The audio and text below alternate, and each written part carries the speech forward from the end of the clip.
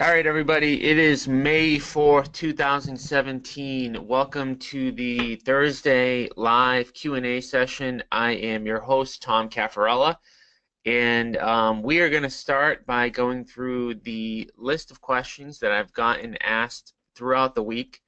There are a couple of topics that I also want to hit on as well.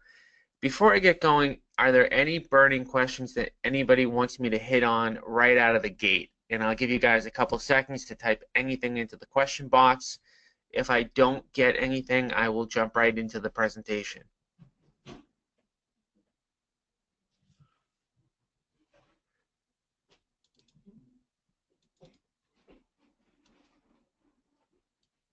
All right, so if you do have anything at any point during the presentation, just type it right into the chat box, and I will be able to answer you directly. And so what I have up on the screen, www.bookwithtom.com. So everyone who is on the call, if you do need to schedule some time with me directly at any given point in time, you can just go to this URL that is up on the screen, and that will block me off automatically for 1 hour. Whatever hour you choose, it automatically will show you my schedule. So if you just click on that, it'll pull up a link here and it'll allow you to pick days and times that I am available. So if you were to look, okay, Monday I'm booked off, Tuesday I have all of these slots available, Wednesday I have those slots available. So for those of you who are on the line and need additional one-on-one help, just fill out one of those forms. I'm going to start out, I want to review really quickly the expectation sheet. And this is what I call the expectations for success sheet. So regardless of whether you're working one-on-one directly with me in my program or not, these are the main things that you want to do as a real estate investor to ensure that you are successfully working leads. And so as we all know, buying on the MLS does not work anymore. It is not profitable enough.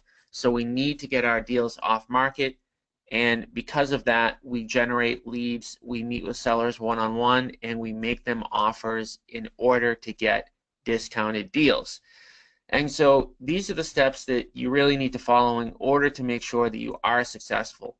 Number one, these Thursday morning calls from 9 to 10 are definitely something that you want to do. It's where you can get live one-on-one, live help in a group setting. And they're every Thursday at 9 a.m. The more of these that you can jump on, the better. And so for those of you who have been on, you already have the link, obviously. And for those of you who may be watching this after the fact, this is the link, this is the URL right here that you can go to in order to register for these Thursday morning sessions. Just so that you know, this group also has a Facebook group. So if you go in to your chat box and you type in questions for Tom and go into this group and you click into it, you can post questions throughout the week. So don't wait until these Thursday morning sessions, especially if you have a deal that needs the answer or you need consultation on ahead of time. Make sure you book me for that. But if you just have a general question at any point throughout the week, just go to this Questions for Tom Facebook page, write a post in here with the question that you have, and I will get to it live on the call. So as you can see going down here, there will be questions that people ask, for example, and then I will respond in the Facebook group and then also cover it here. So you want to make sure that you are jumping on as many of these calls as possible. You also want to make sure that you're going through all of the university training that we provide. And so with real estate investing, there aren't a million different things that you need to learn. You need to get really good at just a few things. And in the university site that we provide, it walks you through every single thing that you need to do in order to be successful. And it's laid out in the exact order that you would want to go through it in. So if you just go and log into the site. And for those of you who do not have access to this, just let me know and I will give you access. But You literally just walk through our systems, how to process leads, what to do before the appointment, what to do on the appointment, what to do after your appointment, what to do once you get a contract. And so these are all laid out in the exact order that you need to learn them in your real estate investing business. And if you have any questions at any point while you're going through this university site, just let me know. Again, I'm happy to clarify anything that you have. So jump on the Thursday calls, go through as many of the university training modules as you can. And now the more important thing, which is how do you work leads? And so I can't stress this enough when it comes to working leads. If you do not work leads the right way, you will not get deals closed. And so the most important things when it comes to working leads are all on this expectation sheet. The first, and probably more important than anything else, is that you need to call, text, and email a lead pretty much as soon as it comes in. So the whole premise of marketing for motivated sellers is to get off-market deals so that you're the only person that's negotiating directly with that seller. There's no competitors in on that deal, and that allows you to get a discounted price. So if a lead comes in, say at 9 a.m., say at 9:07 a.m., which it is right now, and you wait until 9 a.m. the following day, the reality is that a motivated seller is going to then go to another URL. So what a motivated seller is going to do in reality is they're going to type in something like sell house fast Boston. They're going to see this ad right at the top. They're going to click on it. They're going to then fill out a form, and they're going to wait. And motivated sellers, just in general, are not very patient people. Once somebody has decided to sell at a discount, they usually work with the first ready, willing, and able cash buyer that comes across their plate. So you really need to make it a habit that you're calling and texting and emailing them within 2 hours of the lead coming in. And now, you should make sure that in Follow Up Boss, you have your settings set so that you receive a text and an email notification every time a lead comes in. Because of the fact that when that lead comes in, if you are available to make a call right then and there, that is the best time to get that person. So obviously I'm just saying 2 hours here, but if you can get to them within 2 minutes, anytime that you can get to them faster, you're going to have a higher probability of conversion. You're also going to want to call, text, and email leads every day for the first 10 days. And for a lot of people, that may seem like overkill. The reality is that when a seller responds to a motivated seller ad, a lot of times they don't even remember where they filled out the form. They may have been busy at work, and they're never going to call you. So just because you left them a message and asked for them to call you back, you have to always make the assumption that they are never ever going to call you. You need to be the one that's proactively out there, reaching out to them, calling them, and making sure that you're the one that's on top of them. And so you definitely want to call, text, and email every day for the first 10 days. And the goal is either to get them to a yes or a no. And so at sometimes calling, texting, and emailing on the 9th day, they'll respond back, hey, stop bothering me, I'm not interested. Now, that's actually progress. So you want to get to that no, because you never want a maybe in the sales process. You always want to get to either a yes or a no. And so if you call, text, and email every day for the first 10 days, in almost every case, you will either meet with the person or you will actually, make them angry, and they were a dead lead anyways. Number 5, and this is, again, if getting to the person quick is the most important thing, this is probably the second most important thing, which is that you need to go on all seller appointments where the seller is willing to meet. And so what you're going to find, especially when you're new to working leads, is that it's really, really tempting to try to overqualify every single lead, every single person that you talk to. Nobody wants to waste their time. But the reality is that most motivated sellers are never going to tell you over the phone that they are ready, willing, and able to take a discounted offer. Now, they may be defensive. They may be afraid of you taking advantage of them. They may not know what their property is worth. So to try to get them to get to a number over the phone or to try to evaluate how likely they are to sell to you ends up making you lose deals. So don't overqualify the person on the first initial phone conversation. You basically just want to try to get that meeting. And once you get that meeting, meet with them, make your offer, and then the results are going to come from there. You also want to make an offer at every appointment that you are on at the first meeting. It's very important that when you're at that first meeting that you make an offer then. Don't try to get a second or third meeting or try to overanalyze the property before making an offer. The most motivated sellers are going to sign that same day. And the problem with you not making an offer on the first appointment is that then leaves the door open for another investor to come in and lock up the deal. So somebody like myself who buys over 100 properties per year, we're not fooling around. When we go in, we're making our offer, and if we can get the seller to sign then and there, we're signing them. So if a competitor of ours goes in and they say, oh, let me come back with my contractor to get a repair estimate, and then I come in after that person, I'm signing that person right then and there. And then you can't even get back into your repair estimate because we're under contract. So always make sure you have an offer ahead, you have your best offer ahead of time. You go there, you make it, and you try to get the deal locked up right then and there.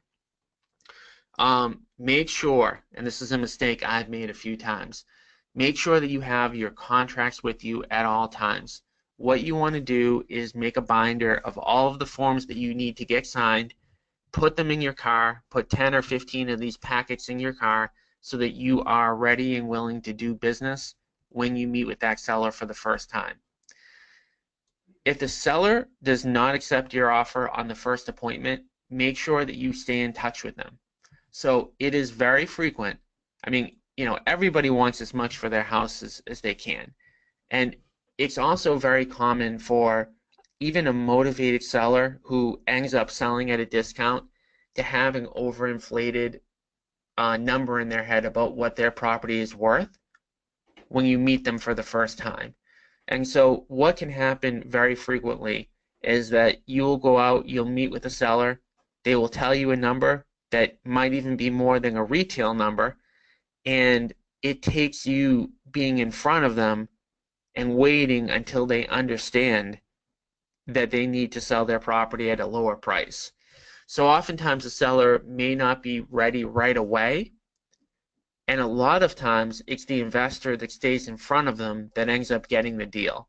So if you think about it like this, a seller may want $300,000 for their house. They may get 2 or 3 investors out there, and by the time they've gotten to the second, third, or fourth investor, they may realize that their price that they wanted initially was just way too high. So a lot of times it takes a little bit of time, and you just need to be that person that's in front of them. So always stay in contact with them throughout the process. And we're going to talk a little bit about what your numbers should be. Knowing your numbers is really important because you really want to have a gauge of whether or not you are following protocol and whether or not you're getting the results you should be getting. So the most important thing to understand is that most sellers, 9 out of 10 sellers, are not going to end up selling to investors. 90% of the population is going to want and need as high of an offer as they can get, and 9 out of 10 sellers are going to end up listing their property the traditional way. So if you go out on 3, 4, 5, 6 appointments in a row and you keep getting sellers that you believe want too much for their property, you have to understand that that is completely normal, and not to get frustrated, and to understand that that's just part of the process. Your job as an investor is not to try to convince the person who wants too much for their property to sell at a discount, but to be patient and wait to get to that 10th person who is ready, willing, and able to sell at a discount. So don't get frustrated with appointments that you feel like the seller wants too much or it's a retail opportunity, because 90% of them are. So these are what I'm going to go through, right now, are kind of like what is normal during the course of the 10 to 12 weeks of working with us, and the numbers that you should always be looking back towards. So if any of these things are off at any point, then something's wrong. So you just always want to have these numbers in the back of your head and reviewing them so that you can see if you're doing everything right. And so bear in mind the numbers I'm about to go over are the numbers that you're going to get if you are following the protocol. And so if you're not following the protocol, which for example would be a lead comes in at Friday at 2 p.m. and then you don't call them until Monday at 9 a.m., if you do that, these numbers below are going to be off. Okay, so these are the numbers that you will get if you are following protocol. So the first thing is you want to make sure that you're getting the total number of leads. So roughly speaking, depending on what market you're in, you're going to get between 60 and 80 leads over the course of working with us. If you're getting somewhere, I would say less than 3 to 5 leads per week on a week-to-week basis, you need to let me know, because there's something going on. And so we're responsible, getting you the leads is our job. And so that's my responsibility. And so, if you're working with me, we're going to guarantee that you get these certain amount of leads.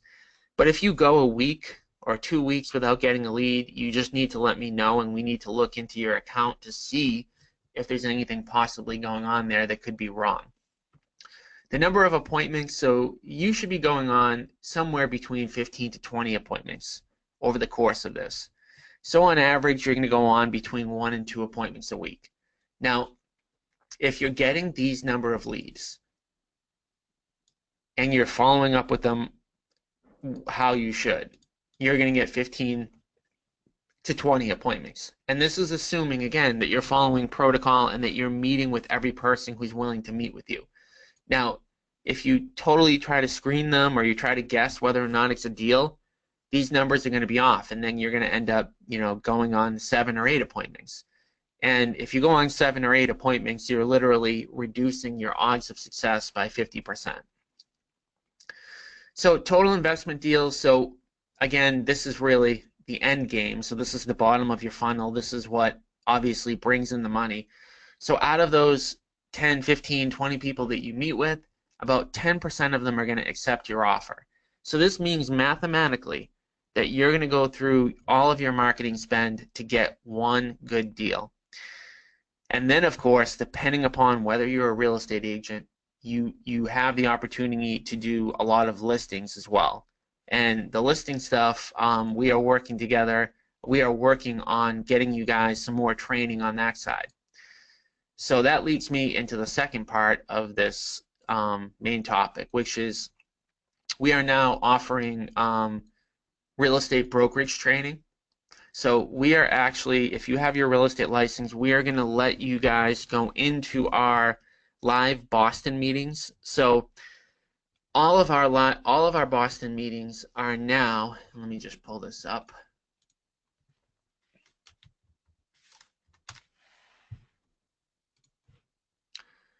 All of our Boston meetings are now held on Facebook, and they're live. Okay, so let me just go to the last one. So this is our office here. This is the training that happened. And so during this training, it is live, and people within my office type questions in. So any questions that you have, so you could be sitting in San Francisco live on our training, watch our training, and ask questions. So anybody who wants to get more involved with the brokerage side of the business and wants help with that, let me know, and I will get you into our brokerage training platform. All right. And topic number 3, cold calling. So I know I mentioned this last week, but I just want to, let you guys know again. We are, we have already hired an inside sales agent that's going to be dedicated to making calls for everybody out of state. So everybody that I'm working with in the program is going to have, my ISA is going to be responsible for calling people in your area. So we're working on building databases for everybody right now. We're working on getting together the data and also getting together the cell phone records so that we can do some cold calling. And for some of you, I've already started this and you've already probably seen these cold call leads come in. When we are making a cold call, the inside sales agent is trained enough to identify whether or not the seller is interested in selling, but we do not want them having an in-depth conversation about real estate. And the reason for that is once you have an in-depth conversation about real estate, people start talking about geographic locations invariably at some point. And so if I have a caller in my Boston office calling on a seller in San Francisco and they start talking about the neighborhood that they live in and the seller then senses that we are not located in San Francisco, the conversation will go in a bad direction. So what our inside sales agents are trained to do is they are trained to make calls, identify that somebody wants to sell, and then they actually set a phone appointment for you, the local person in your market that knows the area, to have a call back. So anytime that you see a cold calling lead, there is going to be an associated phone appointment with it. And again, keeping those phone appointments is critical because that's the first step, that's the first interaction that you're going to have with any of these sellers. All right, so I'm going to pause for a minute and any questions on anything that we've covered so far. I'm going to give it half a minute, take a little sip of water, and see if you guys have anything for me right now. And if not, I will continue on with the questions that I got during the week.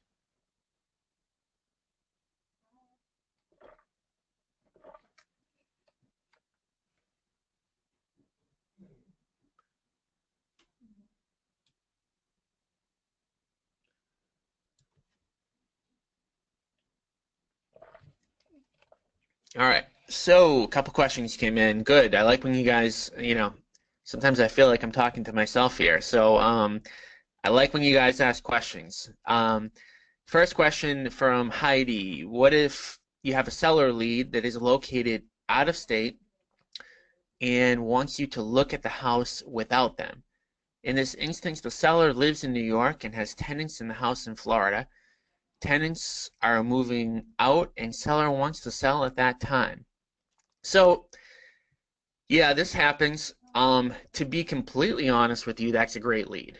So anybody that owns a property in another state that wants to sell is going to be more motivated than the person who lives in that property in that state.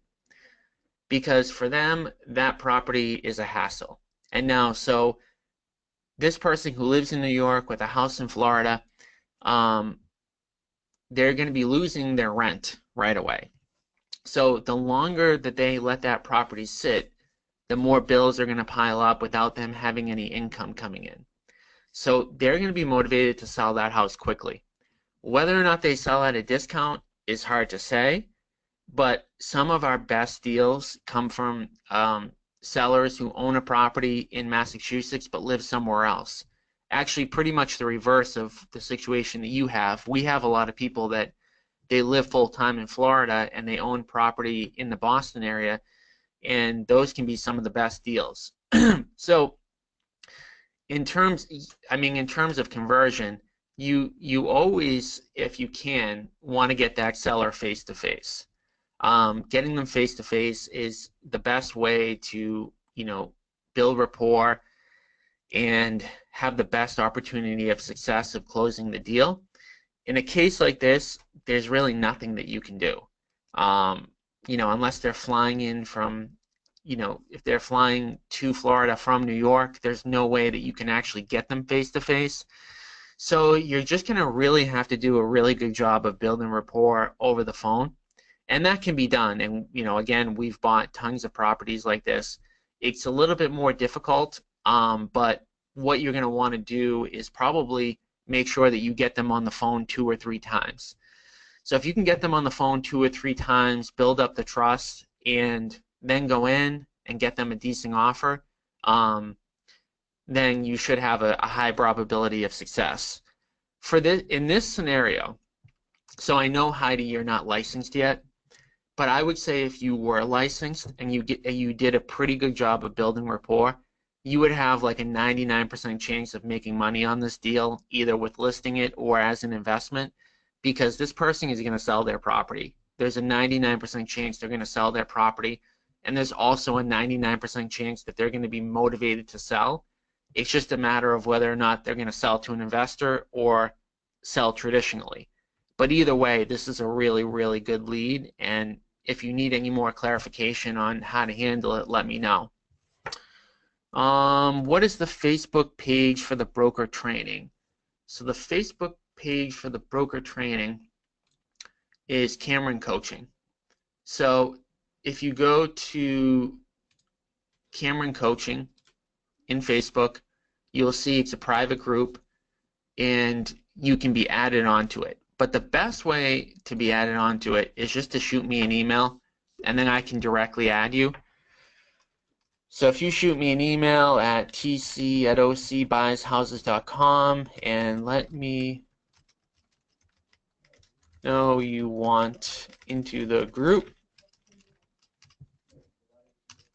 I will let you on. And so the meetings are Tuesday and Thursday from 10 to 11:30 every single week, and we have different topics every single week. So you will be able to see, what topics interest you versus don't interest you. And the cool thing about hosting these on Facebook Live is that they automatically save.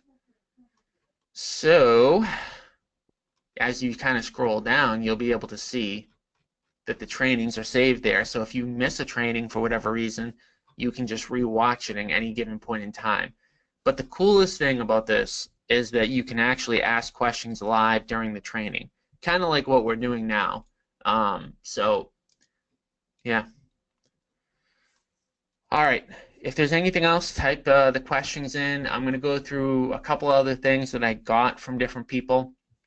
One question I got was related to the CRM that we use, which is Follow Up Boss.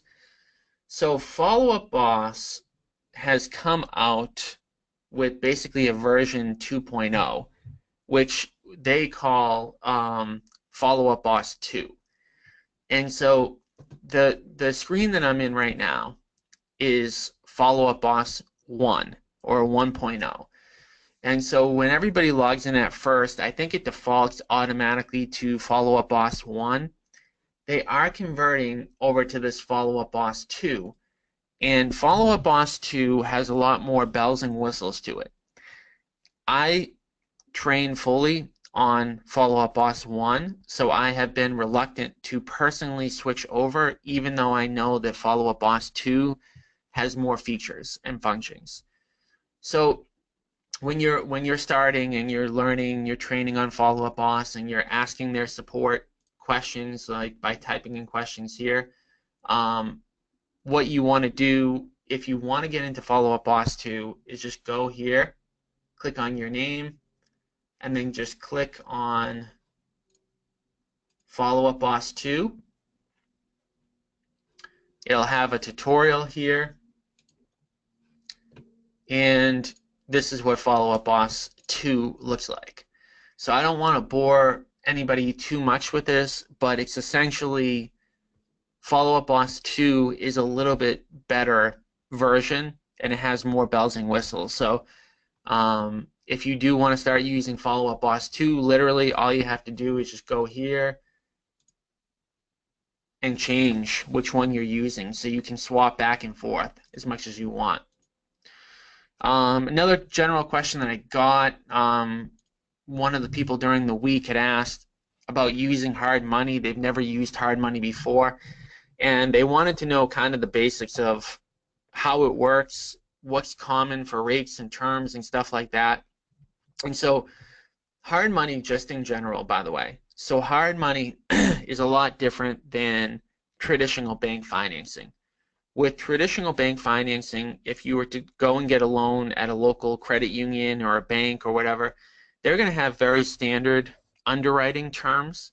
So when you go and you meet with a local bank, whatever they tell you that their terms are 100% their terms, meaning that if they require a 25% down payment, you're not going to be able to get a deal for 15% down payment.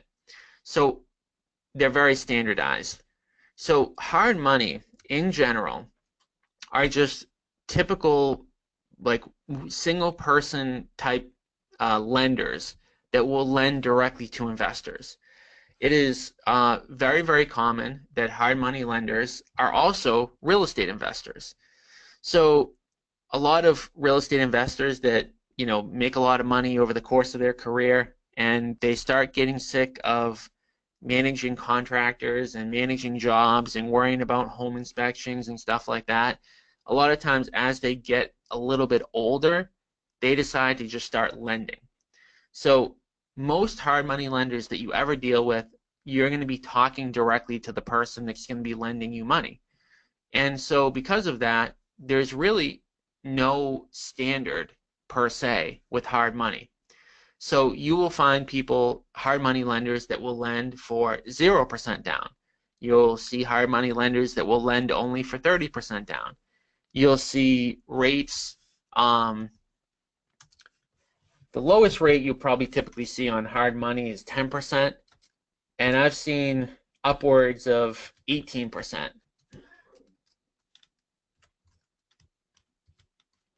And then down payment 0% to 30%. So when it comes to hard money, the biggest thing to kind of know is that nothing's really typically set in stone. So what you want to do is you want to shop, and you want to run through a bunch of I don't want to say you want to run through a bunch of them, but you want to compare one to another. And so to find hard money lenders, there's really three places I would go: Craigslist, financial services section, biggerpockets.com has a listing of hard money lenders in your state, and referrals. So asking other investors who they use. And so another thing about hard money lenders in general is that because you're building a relationship with one person directly, you can get a better deal over time. So for example, like, I had a hard money lender that I started out with that they required me to put down 20% in the beginning. And over the course of time, as we've gotten to know each other more and he feels more and more comfortable with my business model, our deals are now 10% down. And so that also goes for the interest rate too. So over the course of time, if a hard money lender feels a lot more comfortable with you and your deals and you as a business person, you can get those terms better. Another question came in. Joe, will Follow Up Boss 1 stick around for a while? Will there be a hard stop on a conversion date? They have not made that announcement yet. And they told me about 6 months ago that you would always have Follow Up Boss 1. And so I talked to the owner directly because we have a ton of users in our Follow Up Boss account. And he kind of alluded to the fact that there may be a cutoff date now. I asked him that because I wanted to know myself, because I actually don't like Follow Up Boss 2 because I'm just so used to Follow Up Boss 1. So I would say that for you, being brand new to Follow Up Boss, you're probably better off just using 2 right out of the gate, only because of the fact that it's probably better anyways. So why learn Follow Up Boss 1 when you can learn Follow Up Boss 2? And because there could be that hard stop at some point. but I don't know the definite answer to that. Cindy, what do you think about funding for flipping? Funding for flipping, what is that? It sounds like I feel like I've seen that before. Is on Facebook advertised. Is that a hard money company? Yeah, so I believe, let me just see something really quick.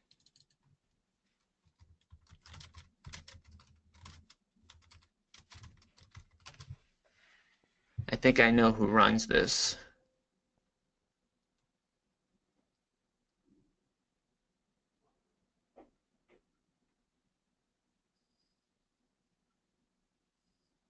No, that's Freedom Funding. Well, what is funding for flipping? Um, what does funding for flipping offer? Do you know, or are you just asking in general? My gut feeling. So there's kind of there's an interesting thing that kind of goes on in this industry that's kind of a shady practice. A lot of hard money lenders that advertise online that they're 0% down, a lot of them actually won't lend at all.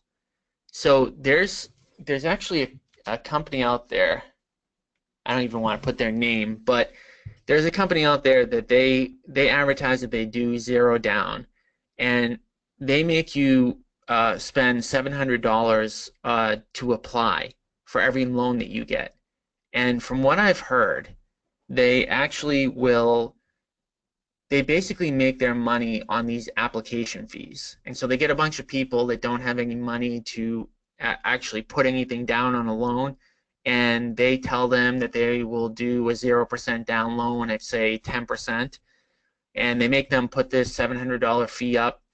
And from what I've heard, they reject 95% of the applications. And so that $750 application fee is actually non-refundable, and that's how they make their money. So I'm not familiar with funding for flipping and if that's how they work, but just in general, I would say when it comes to hard money lending, that the best hard money lenders tend to be people locally that can see you, that you can build a relationship with, and those are the people that tend to give you the best deals over the course of time.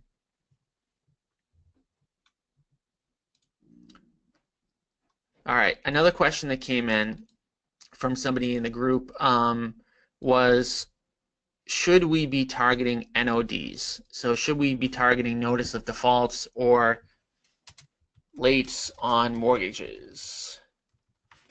And so definitely an interesting question, because we're in an interesting point of the real estate cycle, and we do not target NODs. We do not target lates or anything like that.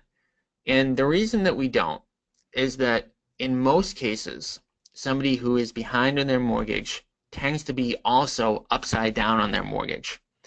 And so between 2009 and 2012, we were doing about 200 short sales per year. And so anytime that you have somebody that's upside down, the only way that you can buy their property is from buying it from the bank directly. And in order to buy it from the bank directly, you have to do it through a process of a short sale. In order to do a short sale, the lender itself has to approve the price.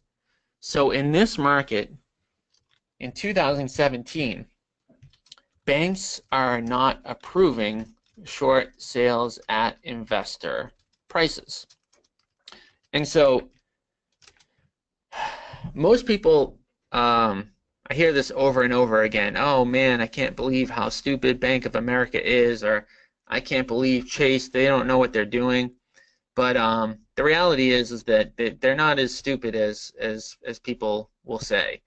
So Bank of America, Chase, Wells Fargo, all of them, all the ones that own these loans, they know that we're in a hot market. And so they know that there's little inventory. So in 2017, what ends up happening on a lot of these short sales is that they don't get approved at prices that an investor can buy them at. So in most cases, they end up selling only to a retail customer. And the problem with short sales is that they usually take 6 to 12 months to work. So from the day that from the day that you get an appointment with somebody to do a short sale, let's say that you even sign them up on day one, which doesn't always happen because a lot of people who fall behind in their mortgage don't actually want to leave their house and they're not realistic about the situation. But let's say that you do meet with a person who's behind in their mortgage and they sign for a short sale right now. It's going to take between 6 to 12 months for that deal to even happen. And in this market, there's only about a 10 or 15% chance of that then getting approved at an investor price. And so in 2017, short sales really don't work well. And that's when you're comparing them to, buying a property directly from somebody who has equity. So if you buy a property directly from somebody who has equity, you can literally buy that property within 2 to 4 weeks, and those tend to be the better deals in this market anyways. So we don't target NODs. They're more work, they're less profit, and they take the same amount of money in order to get face-to-face with. So we don't target them. That will change, by the way. So we don't know when this bull market in the bull real estate market in both the stock market and the real estate market, we don't know when it's going to end, but we know we're not that far away. So we know that by 2, 3, 4 years at the max, we're going to be in another downturn. And so when we're back to this stage of the cycle, the same cycle that we were in from 2009 to 2012, these are going to be your best deals. So when that does happen, and when there are tons of short sales and foreclosures happening, we will be going back to targeting them, but we're really not close to that happening as of today. All right, another question that came in, how to raise money for your projects. So raising private capital, I have a whole presentation on this.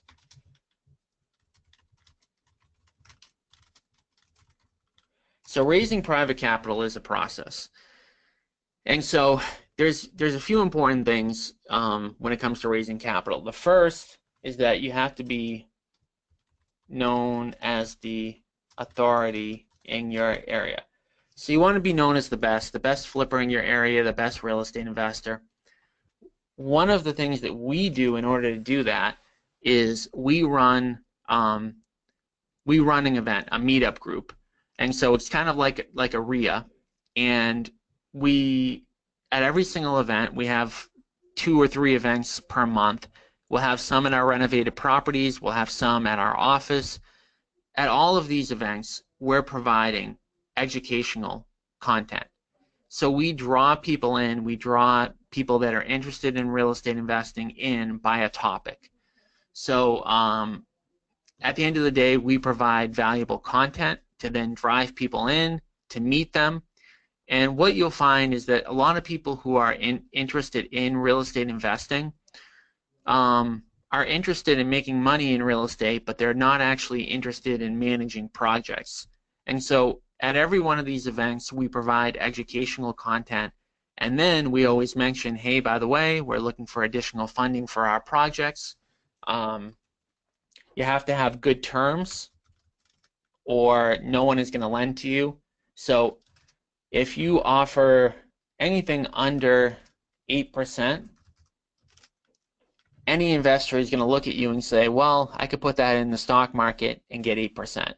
And now whether or not that's true or not, it doesn't really matter. That's the perception.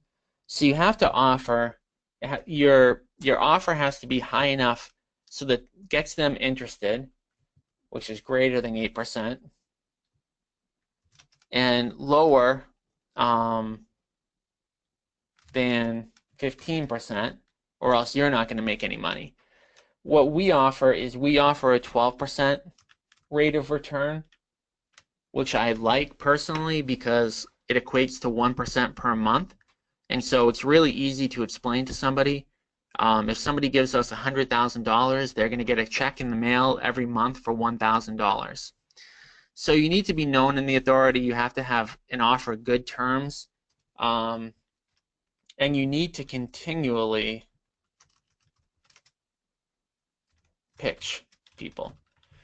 So it's a process. It's kind of like building a business. And you just need to do it over and over and over again, and always, talk to people about what you're doing, why you need funding, what it does, how it can benefit them, how it can benefit you. And over the course of time, it's a very much a building process. So now, a lot of times, I don't even have to work that hard to raise additional capital because we are known as the authority in our market, and we have, pitched enough people. But it does take a little bit of time. So you always want to be raising money before you need it, because it won't come to you right when you first start asking for it. So if you go out tomorrow and you hand out a bunch of business cards and you explain to them that you're looking for capital for one of your deals, even if you don't have a project, it doesn't matter, because you're not going to get that money right then and there anyways. It usually takes multiple times and multiple meetings and people checking you out to make sure that they feel comfortable with your business model. And so as long as you have a planning action to get in front of people, and that's why I really like the idea of hosting your own RIA. And even if you just do it once a month in your community, and I can show you how to do this, this is a very easy thing to do. That would be the easiest way to do it, in addition to obviously the people who already know, like, and trust you. All right, what else do you guys have? Anything else? These are the questions that I got during the week. I'm happy to stay on for as long as everybody needs me. But of course, if you don't have anything else for me to review, then we can sign off a little bit early today. So I'm going to leave it open for another minute or two and see if anything else comes in. And like I said, I'll stay here as long as you guys need me for. And of course, like I said, if you need any one-on-one help with anything, just go to www.bookwithtom.com, and I'll help you guys in any way I can.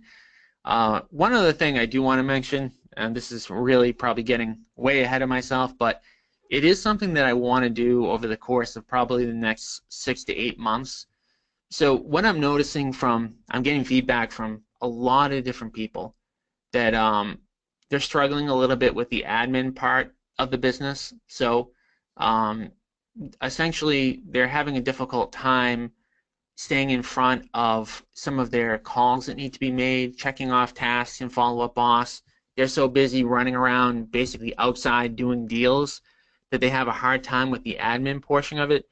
So as we continue to grow and make more money on this side of the business, one thing that I'm thinking about implementing over the course of time is to have a full-time dedicated admin person to the out-of-state stuff that can do some simple processing work for you guys, so that we can get you out more in the field and less at a desk. And again, this is probably getting ahead of myself, but it is something that I think there's a real need for. So definitely something that we may have an opportunity for doing in the future. So anyways, I don't see anything else coming in, so I'm going to wrap up. Thank you, everyone who's on the call. Again, the next call will be next Thursday at 9 a.m. Eastern Time.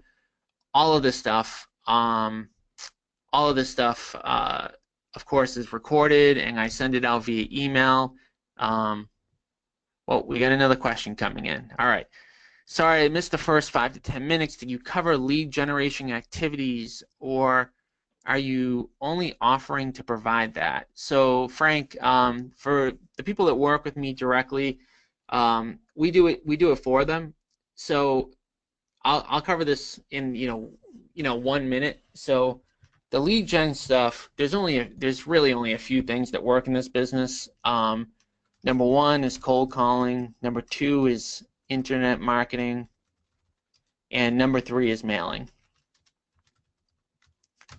So these are the three things that you want to be doing. The people that work with me directly, don't really have to think about this stuff.